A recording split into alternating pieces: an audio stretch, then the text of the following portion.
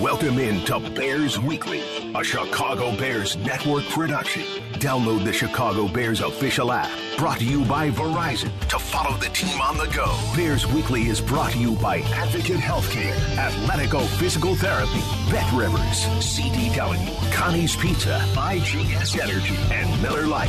Here are your hosts, Jeff Joniak, a.k.a. the Mayor of Bearsville, and his sidekick, Tom the Surfmaster Thayer. I tell you what, there's nothing like this time of year. I mean, if you love football and you need to get your fix, you got the Senior Bowl all week, you got the Super Bowl next week, you got the Shrine Game tonight, and you got Jeff and Tom and Jim Miller a little bit later on here on Bears Weekly on ESPN 1000 of the Bears Radio Network. Good to talk to you guys once again. Jordan Tredup, Dan Briley, our producers. Also in the ESPN 1000 studios, Kevin Zepak and Justin Pottinger. The executive producer of the Bears Radio Network, Eric Ostrowski, coming up here in about 15 minutes. Eric Edholm from NFL.com. He will join us from the Senior Bowl where practice is wrapped up for the week. Tommy, I know you took a glimpse at some of these practices and so much information, and we're getting ready for the next season already and draft weekend, and it's just a lot of fun. I'll be going down there tomorrow to call the game for SiriusXM NFL Radio. Very excited about it. Yeah, it is. You know, it's really interesting to watch the practices because when you look at, you can see Ryan Poles and Matt Eberflus on the sideline. You see Jerry Rice watching his son. You see Terrell Owens down there scouting receivers. For anybody to think this isn't a serious period of time in a future NFL player's life, they're missing something. Because whether it's your performance in practices, your performance in meetings, the outcome of one day to the next, it's interesting, and I frankly I enjoy watching it because we're exposed to a lot of players that we really don't see on a regular basis during the season. All right. So with that being said, you don't have to name names if you don't want to, or I'm sure you already got a few favorites. But what position groups really stuck out? I know you're always about the line of scrimmage, and my eyes are always there too, because it's an important part of the future of the Bears as well, getting that offensive line. Last year they got Darnell Wright out of there. Zach Pickens out of there. You know, I'm kind of interested in some of the length at the offensive tackle position, the athleticism at the position, the versatility of what their responsibilities now at offensive tackles. I like some of the exterior rushers, some of the speed and some of the get off on the outside. There's a couple of big body defensive tackles out there that throughout the process of one-on-ones against the offensive lineman, whether it be a run influence, a pass influence, whatever the case is, there's really some good line combat going on there. And I'm interested to talk to Eric about this. and it's kind of because, all right, I went to Notre Dame, right? And so I really enjoyed watching Notre Dame this year, and I thought the quarterback position was some of the best quarterback play that's been around Notre Dame in quite a few years. But I'm not excited about my guy's performance at the bowl game so far. I Sam thought Hartman you're talking about? Yep. Yeah, and I thought he'd be playing better. You know, and he's got the Oregon guy around him. He's got the Washington guy right there. There's, he's in line with the good quality quarterback positions, but I'm interested to see if you don't perform well in individual drills, but you performed well in real-time football games during the college football season. What means more in the evaluation process? Well, I tell you, I was listening to one of the veterans of this sport, and that was Bill Poldigan, and he said something that really struck me. I liked what he had to say regarding the Senior Bowl. We're not going to downgrade a player from how they played in the Senior Bowl practices or in the game. We're only going to elevate them because the body of work is their game tape. The game tape of 3 or 4 years, in this case 5 or 6 years, now because of the COVID year and the extra grant by the NCAA. So I don't know how you feel about that, but obviously there's not as many small school players this year, Tommy. They're just not. They because of the 6-year players, there's more seniors that played at the Power 5 or some of the mid-major schools. So there's not a lot of small school guys. There's a couple, but not many. So in terms of the competition level, all these guys played against really good competition over the course of their careers. And I don't know how you feel about that. If you put your scouting cap on, would you approach it the same way? Yes, I would. To me, it's still about game performance. However, I would look at attitude a lot. How excited are you to get onto the practice field? How excited are you during the course of practice? How enthusiastic are you from day one to game day? Are you there with the interest in asking questions to your coaches? How do you interplay with the other players at your position or guys you're competing against? And what is your attitude like? Because, I refer to it all the time. The word on the side of our Super Bowl ring is ACE, attitude, character, and enthusiasm. And Mike Ditka talked about that all the time. And those are a couple of the things that I would look at, because if I had to get a guy that was dragging his feet and wasn't picking his cleats up off outside the turf, then that would raise some concerns for me. But I still think it's about the big picture of performance when you look at their games. The good thing about the Senior Bowl, you get an invite. You don't have to accept, and many don't. Their agents either talk them out of it or they just don't want to go, or they're going through an injury. These are guys that are all trying to increase their draft value by a couple of rounds. Or the guys that, because here's what happens. They don't talk about it during the season. It's about team. After the season ends, it's about me. I'm going to do this. I need to do this. I think I'm the best defensive end in this class, even though, the numbers may not say that. The belief and what they've done since the season ended to get themselves in shape to get ready for the combine, they got this pit stop here at the Senior Bowl where you get to wear pads for a couple days and actually play some real football on Saturday if you choose to stay around. A lot of these guys are not going to stay around to play on Saturday, but the guys that are really love the game or really want to boost their value, they're going to stay and they're going to play. Listen, if you have any intentions of coming to practice and not playing in the game, then don't come. I don't want you. You're telling me something about your commitment, and your commitment is more of a financial commitment than it is a team commitment. I don't want you.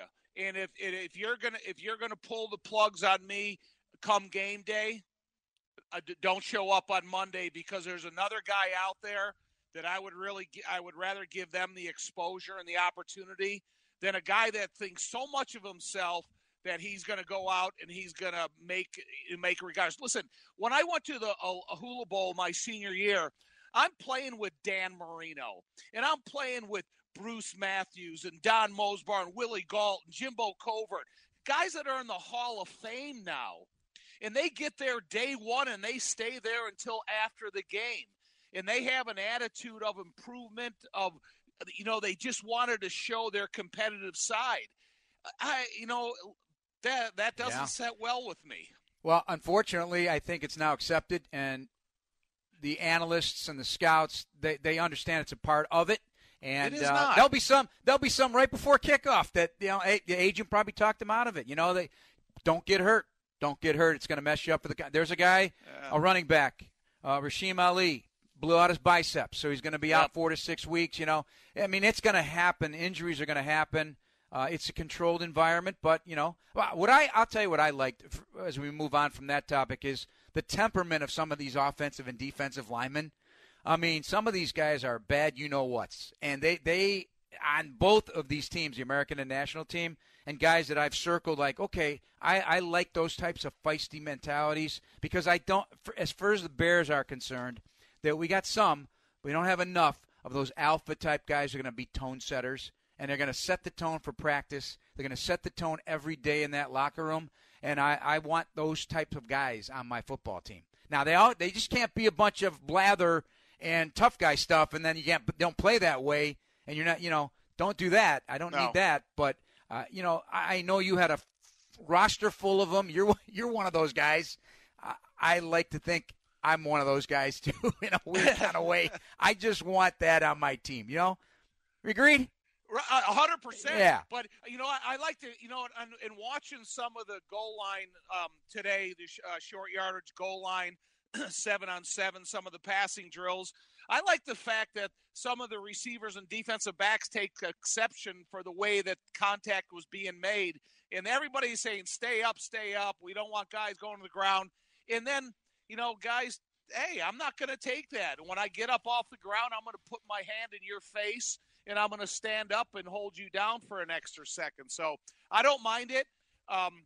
But, those are the types of guy that will encourage me more than looking at some agent standing on the sideline with a lanyard telling you, oh, don't get hurt.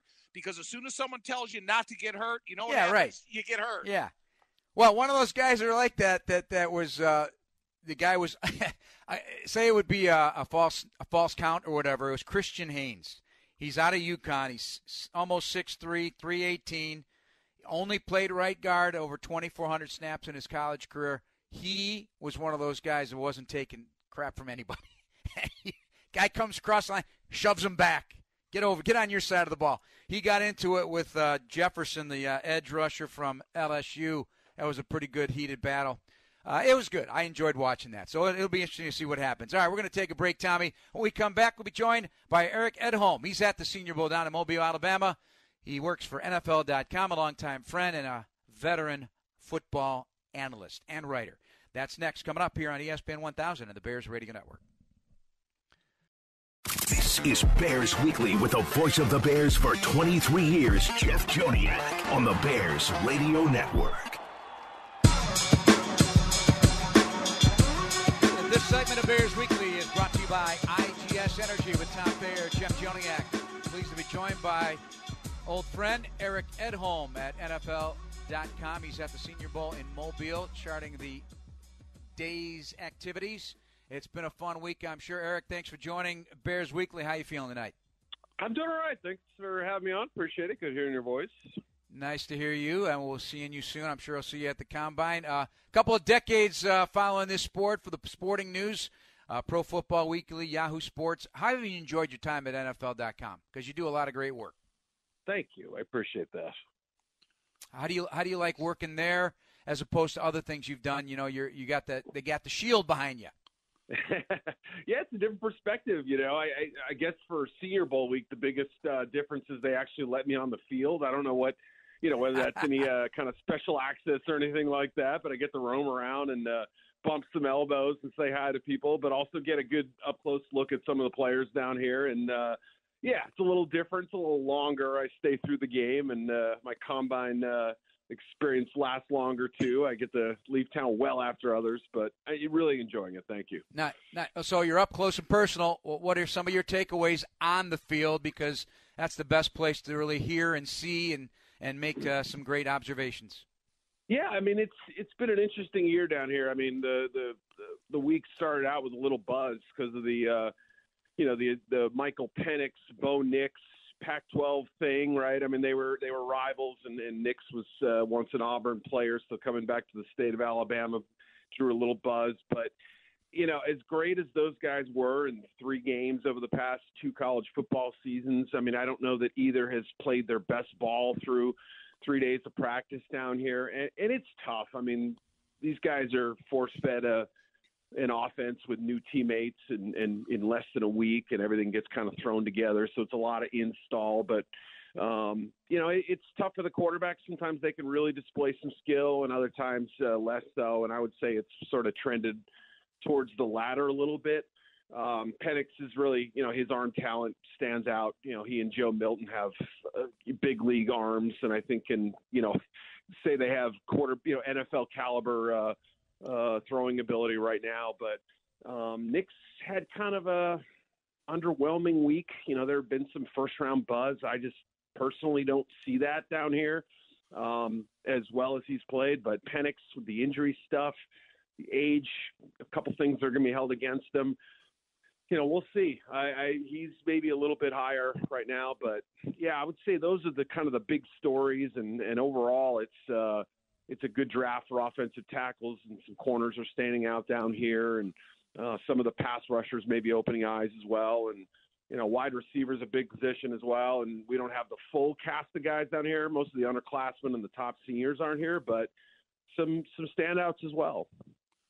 Hey, Eric, how you doing? This is Tom Thayer, Jeff's broadcast partner. Yeah. So, you bring up the other two quarterbacks from Oregon and from Washington. I happen to be a Notre Damer, and I'm a little bit underwhelmed by the quarterback from Notre Dame that's there this week.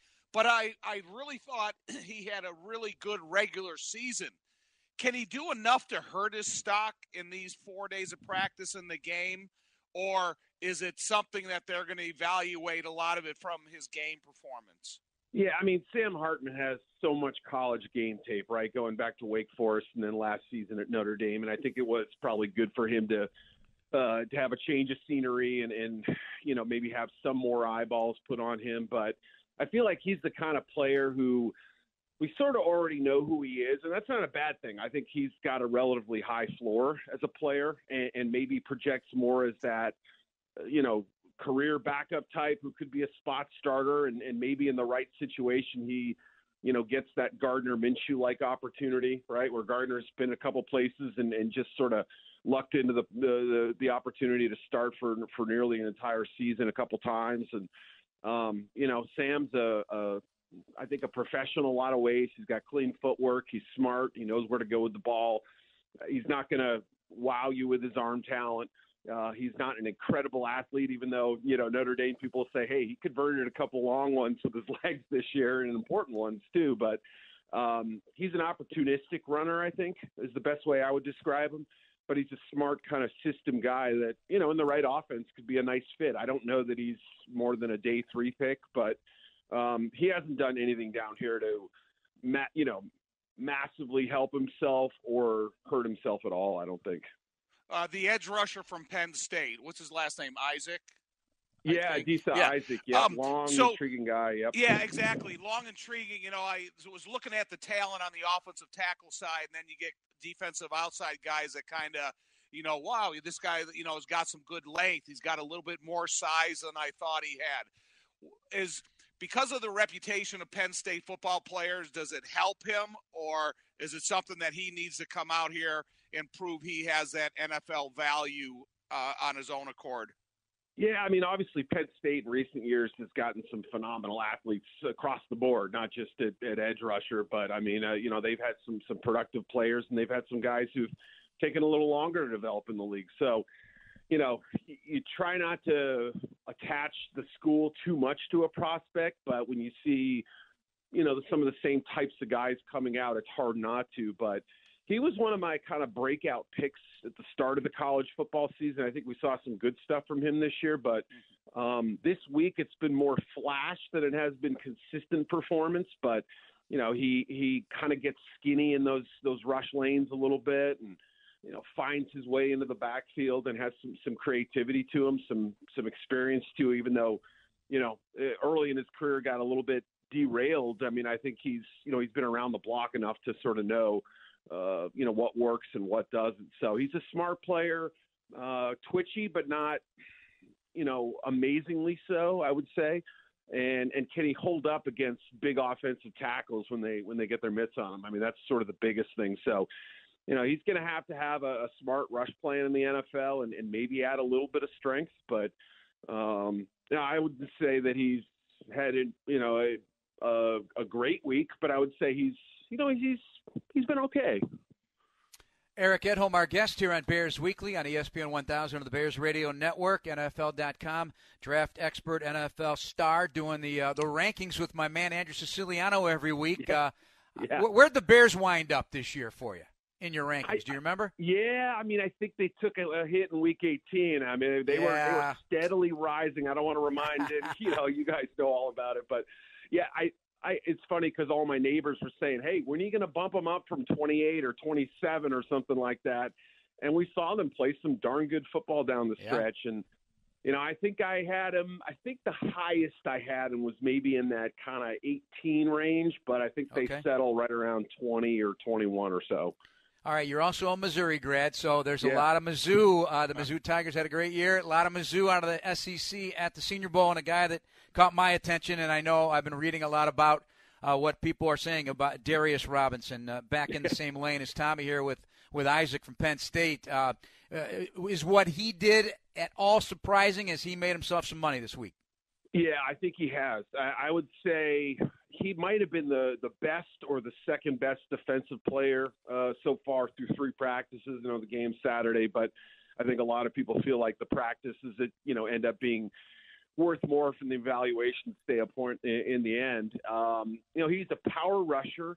I wouldn't quite say he's in that, Chris Jones mold, but I would say maybe Cam Jordan-ish as far as play style, strong. Hey, Eric, I'll take that because he actually said he's a mix of Chris Jones and Max Crosby. So I mean, look, if you're going to be like saying I'm a mix of Jordan and Pippen, you know what I mean? Yeah, right. Of each of them, But I like the belief. I like the that he's aiming high. I agree, but yeah, he's sort of an inside-outside guy. He played a lot on the edge this week and really had a good week. I mean, he just looks terrific. He's 6'5", 286, and chiseled. Not like one of these sort of thicker guys that you wonder, hey, is he going to be able to bend? No, I mean, he's got length, he's got quickness, he's got counter moves. So I don't know that he'll be a pass rush star, but I think he could be an 8 to 12 sack guy consistently and force fumbles and all that. I mean, I think he's going to be a disruptive player. So he's really done well for himself. And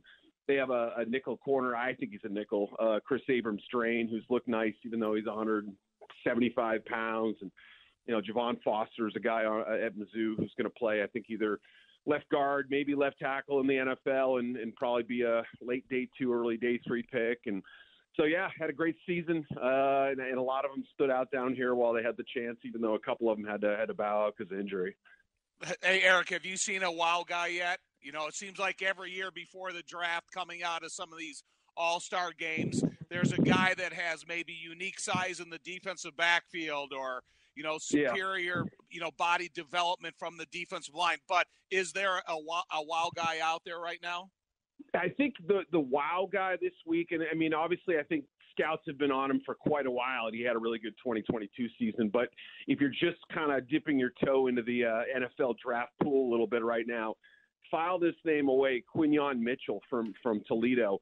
I would say coming into the season, I thought maybe a 2nd or 3rd round pick, good long corner, athletic, somebody who can move pretty well and has enough length to play outside.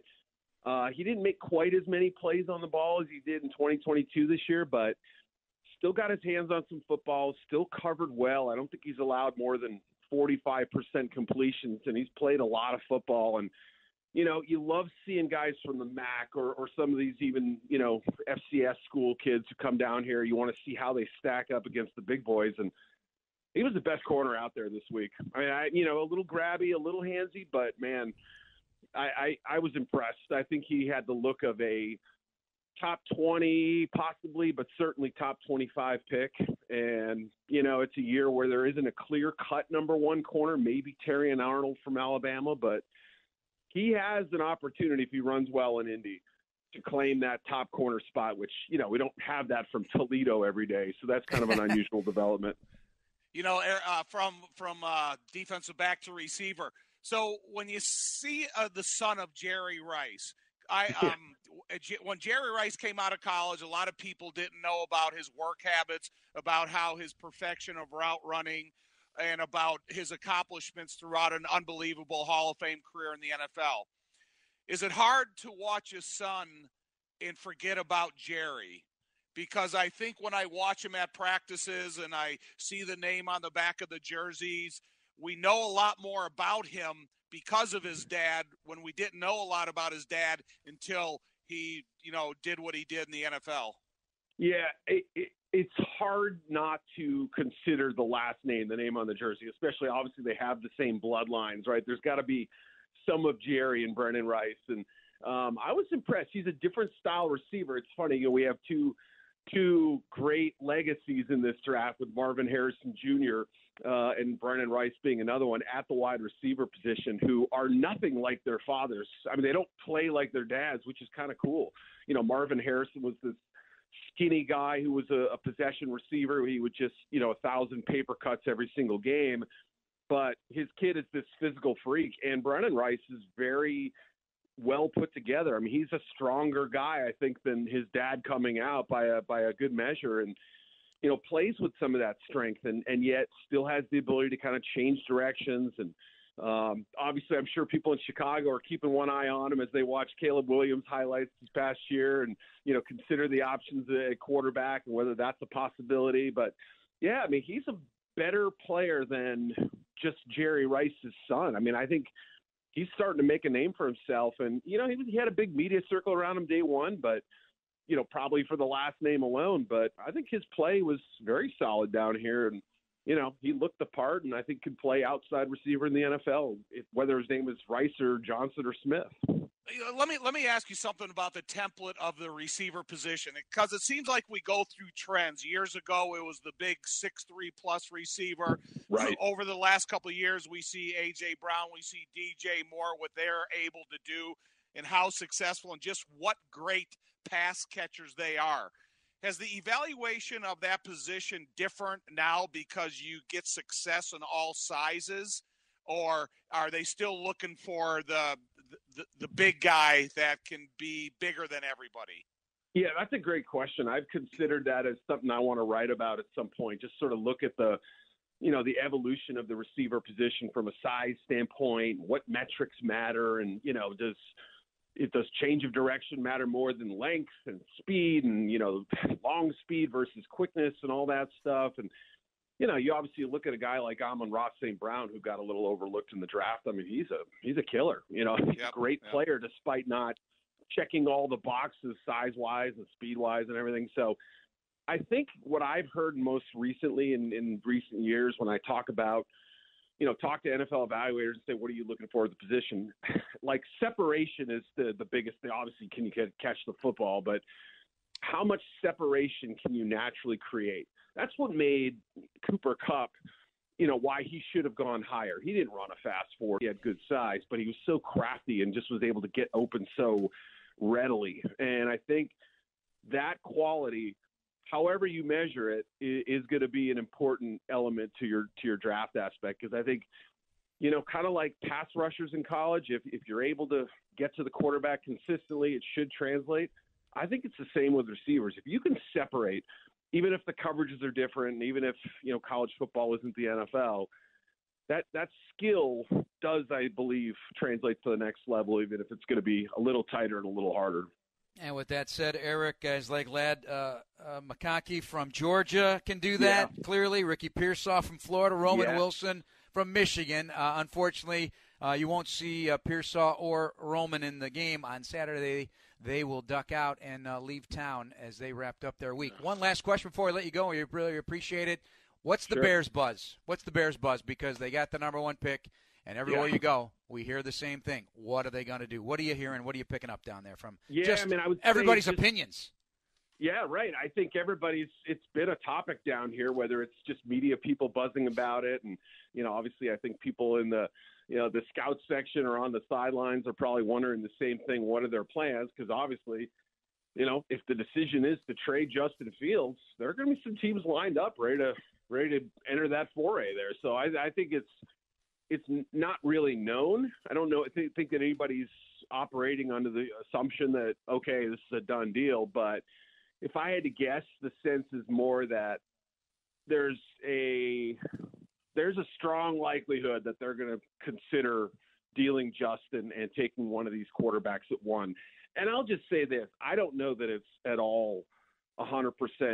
If that were to happen, I don't think it's guaranteed that Caleb Williams is the certain for sure pick. Drake May has some appreciation in the scouting community, and Jalen Daniels is a very, very intriguing player too, if you can live with, kind of a thinner frame. And I mean, I don't know. I mean, I'm not saying they're all 3 on even footing on every single board, but the only board that matters is what Ryan Poles has and whether he thinks that quarterback or multiple quarterbacks are going to ultimately be better than Fields, and it makes the most financial sense. So I would say there's a chance that it's leaning that direction. Do you do a board? Do you do a top whatever? Do you do a top 100? And if so, who's number 1 on it at the moment? Yeah, that's a good question. I do have one coming up. It's, I think, in a couple of weeks. I got to double check. I think it's right we can't spill around the beans. Comic-Con. We can't spill the beans yet. Yeah. Can't spill the beans. You got work to do yet, It may not Eric. be a quarterback. Let's just say that it may not be a quarterback. Okay. Either. Well, we like the intrigue. Hey, we appreciate your time too. I know you're quite busy down there in Mobile. We'll see you down there. I'm heading down there tomorrow, so we'll talk to you then. Great talking to you guys. Take it easy. Eric Edholm from NFL.com. You can check him out at Eric_Edholm, EDHOLM on X. With Tom Thayer, I'm Jeff Joniak. Back with more after this on ESPN 1000 and the Bears Radio Network. This is Bears Weekly with the voice of the Bears for 23 years, Jeff Joniak, on the Bears Radio Network. This segment of Bears Weekly brought to you by Athletico Physical Therapy. Visit Athletico.com to request an in-clinic appointment or virtual appointment and start feeling better tomorrow. Jeff Joniak, Tom Thayer. As we look at the Bears, Tom, the coaching staff filling up on the offensive side of the ball. We got a bunch of new guys coming in. Ultimately, it'll be at least five new, and a lot of them have ties to Shane Waldron. I like it. It's a staff that's getting a lot of national attention in terms of what they bring in terms of their expertise and experience. Most importantly, this is not a young bunch.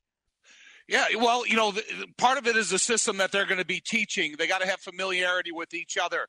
They have to understand their style of coaching. The thing that I'm curious about still is about the language introduced. Is it a totally new language that every single player has to reboot their memorization skills, or are they going to try to use some of the language that they already have installed and allow the new assistants that come aboard to maybe have them learn the language? That's always an interesting element of development when you're talking about a team that can be young every year. Matt Eberflus says he likes young players. Kevin Warren said he likes the fact that Matt Eberflus likes young players. So when you have young players and you're teaching them to memorize the language, that sometimes is one of the more difficult elements in offensive unity development. I like the addition of a passing game coordinator in Thomas Brown, who's been a very respected coach. He interviewed for head coaching jobs in this league. Reportedly, Chad Morton, the running backs. But we talked about this too. Chris Morgan is staying, and that's huge. Yeah. That's huge for the Bears. Yeah. There was a report that they're bringing in an assistant offensive line coach. Right, from Tennessee, reportedly, yeah. Jason Hufftailing. I don't quite know the connection, if there is one, but they already have one on the staff. So who knows? I mean, it's a constantly evolving process, and they're getting the best coaches they possibly can. Well, the thing about it is when you look at a football practice and you look at the development during training camp, Chris Morgan is always going to be with the starting unit when they're going through their periods that they're practicing. And then you need a second coach to be working with the guys that are in the backup stages of their career, or maybe they're getting ready to run the demonstration squad of their opponents during the season. So the offensive line is not a one-man job.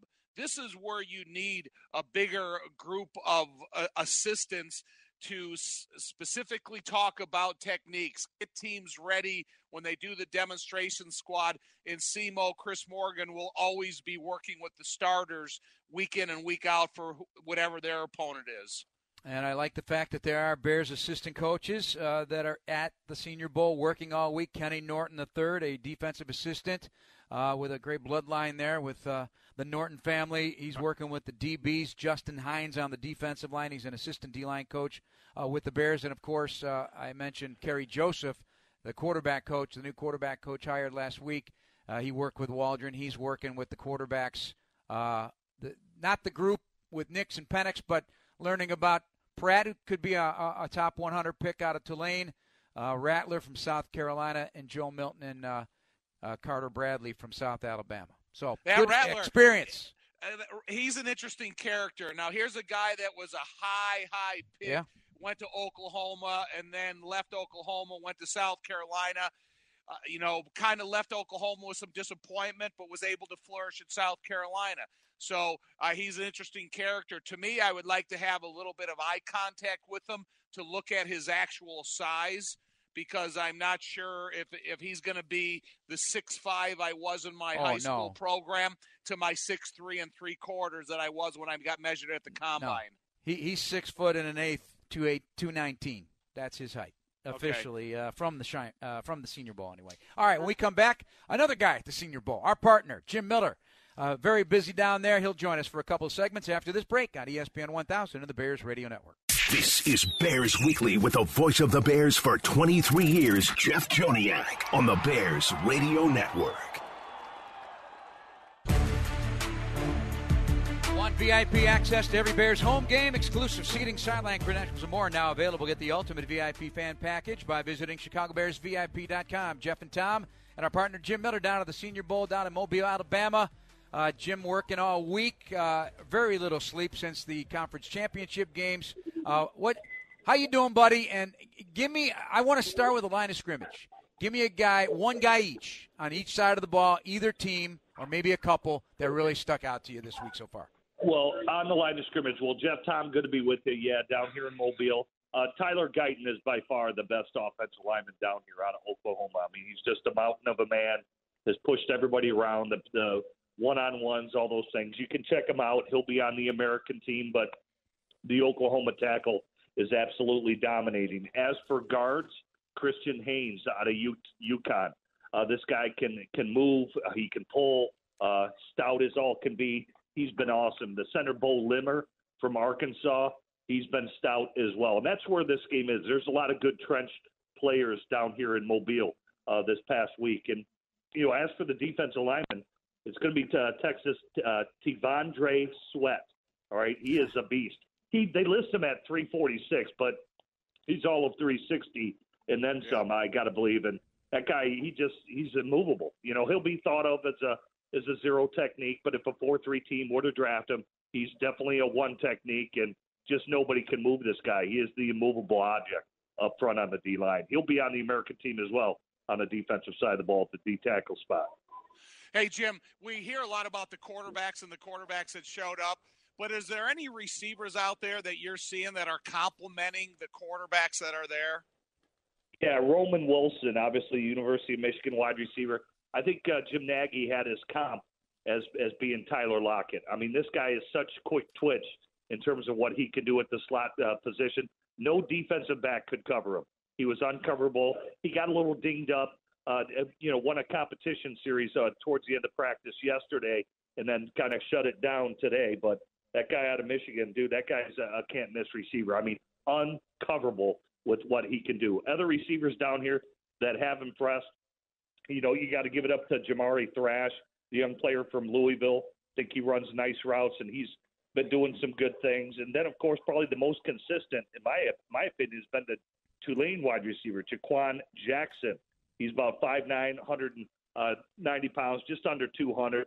But for him, imagine, and I think you even had it in your notes, I mean, that's a correct analysis and a correct comp when you compare him to Flowers, who the Baltimore Ravens just drafted this past year. This guy has been unbelievable down here. And believe it or not, Jerry Rice's son, Brendan Rice, he always just seems to find separation. He's out of USC. He's 6'2", 212 pounds. Had a nice red zone period today for the national team, and I think has a really good rapport with Michael Penix. Hey, Jim, it seems like there's always a defensive back in the mix, whether he's 6'3 plus and, we got to take a look at him, or you see a guy that's 5'8", 165, but he likes to hit. Is there anybody out there that's getting a little bit more attention just because of their oversize or undersize? Yeah, all the receivers, when I'd ask them, hey, who's the best corner you went up against down here? And it seems to come down to Kyrie Jackson out of Oregon. He's 6'3". This is a big corner. He's got a lot of length. The wide receivers had trouble getting off the line of scrimmage for him. And then I check out Quentin Mitchell out of Toledo. He's also over 6 foot, probably just under 6'1", I would say. But he's been a pesky corner down here that a lot of receivers haven't liked to face. Jim Miller back with us on Bears Weekly on ESPN 1000 of the Bears Radio Network, along with Tom Thayer. I'm Jeff Joniak. What sticks out to you overall about this 75th anniversary game and the collection of talent that Jim Nagy and his staff has put together? And assuming that, there's going to be guys that are not going to play in the game, whether it's because of decisions by their group of agents or injury or whatever. Have you been impressed with the overall talent, and where does it rank? Yeah, it's definitely the best talent they've ever accumulated down here. And here's the reason why, Jeff, is because the juniors that could declare really helped out from that standpoint. So you have much more talent down here. And I think you bring up a good point about, who's going to play. Agents out there better be careful, because last year we heard at the very beginning, DeJuan Jones, the tackle who was selected out of Ohio State by the Cleveland Browns. Remember, he had that good first day and then elected to shut it down and not play in the game, right? Well, guess what? He went in the 4th round, right? And then he ended up playing this year. The tackle got hurt. He ended up playing and playing great. That can hurt your stock, okay? So if you're down here to compete, you better compete. And it better be through the entire week, and it better be through the game. So don't have your agent playing some game, calling Jim Nagy, hey, we're worried about getting injured and all those things, because your stock can drop, all right? So I don't think there'll be a lot of guys backing out of this game because of what happened last year with DeJuan Jones, who ended up being a great player for Cleveland. But certainly that hurt his draft stock, in my opinion. Hey, Jim, a question for you, because you got a popular NFL show and everybody knows about you and Pat. Do agents have access to you where they can come and try to sell their client? So maybe you give them an extra paragraph of promotion, or maybe spend some time looking at them, or do you kind of stay out of that, that area so you don't have to talk about it? Oh yeah, Tom, it's pretty flagrant. Down here, like even think of the after the practice interviews. So we had Mike Kinahan, our producer, down there with the headset, and players that flashed either Pat or myself or Rick Neuheisel, former UCLA coach that was in the booth with us, say, hey, we want to talk to this kid. And their agents are on the field, Tom. And Mike will go up to them and say, hey, Jim, Pat, and Rick Neuheisel would like to talk to your client, and they basically got to give the approval whether we're going to be able to do this interview or not. Most of the times they agree to do it, because if they don't, we're going to trash them. I can guarantee you I'm going to trash them. Jim. All right, we got another segment. Can you stick with us through the commercial? One more segment before we wrap up the show tonight. You in? Yeah, I'm in. Okay, yeah. You're in. All right. I needed a confirmation, Big Jim. You know what? You got some chaw in the mouth, don't you? You're chewing. Of course. I knew it. He had a spittoon. He's in the middle of a New York strip. And a cocktail. That's Tom Thayer. I'm Jeff Joniak with Jim Miller on ESPN 1000 and the Bears Radio Network. This is Bears Weekly with the voice of the Bears for 23 years, Jeff Joniak, on the Bears Radio Network. This segment of Bears Weekly is brought to you by CDW. People who get it and get the ultimate VIP fan package this season by visiting ChicagoBearsVIP.com. Jeff and Tom and Jim Miller from Mobile, Alabama, side of the Senior Bowl on Saturday. I'll be calling the game on Sirius XM NFL Radio with Jim and Pat Kerwin. You guys going to take it easy on me this year? Oh, it's going to be a lot of fun. The weather's been terrific, Jeff. It's been 65 and sunny every day here. It's just been fantastic weather. So Jim Nagy, the executive director of the Senior Bowl, could not have scripted this better. Probably the best group of young football players he's invited to this game, the best roster. They project over 10 first-rounders will come out of what's down here. He has accumulated that good of a team down here. 90% of these guys will get drafted. He's expanded the roster, so it's about 130 guys now because of the juniors. And, man, there is a ton of talent down here in Mobile. That's good to hear. Should make for a good game. All right, let's talk about the rest of the league, what's been going on. Let's look in the division because Green Bay hired Jeff Hafley, who's the defensive coordinator now, leaving Boston College as head coach. Took that team to 3 bowl games in 4 years. What do you know about his style? What should the Bears be expecting from his defensive scheme? I hear chaos at the line of scrimmage is what I hear. Yeah, of course. He's going to do a lot of exotics, things like that in terms of the blitz packages and all that. But, I just think it tells you about the landscape of college football right now. When you have Nick Saban retiring and all he's accomplished in the NFL, this is what I heard. After they lost, in the college playoffs, he had 8 players arrive at his house and say, Coach, what's going to happen here? I've got multiple offers to go play for another team and get in the transfer portal and make more money. And here that's Alabama. So I think you're going to see more defensive coordinators and offense coordinators like Coach Hafley that, have head coaching jobs and at the college level that just don't want to deal with this anymore until they get their arms around this NIL money.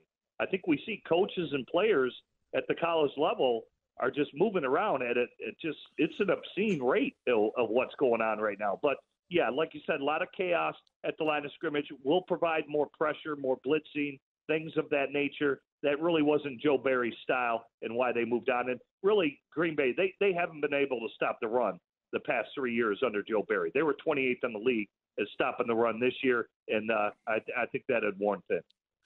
Jim, there's a couple of head coaching hires I don't agree with, but I think the coaching staff that made it out the best was the Detroit Lions. They end the season the way they did, even though they lost in the NFC Championship game, but they were able to keep their coaching staff together.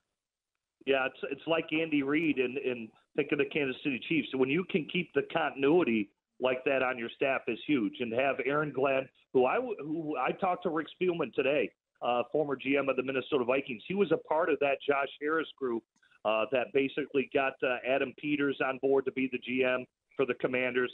And, of course, what they just did in hiring their new head coach. And so, according to Rick Spielman, Aaron Glenn, he thinks he's going to be a head coach very soon. Obviously, Ben Johnson pulled himself out of the mix. Supposedly he was asking too much dollar-wise. I mean, he was asking $15 million a year. Jim Harbaugh gets $16 million now from the L.A. Chargers, so probably just too steep of an asking price for Ben Johnson, but keeping that continuity was huge.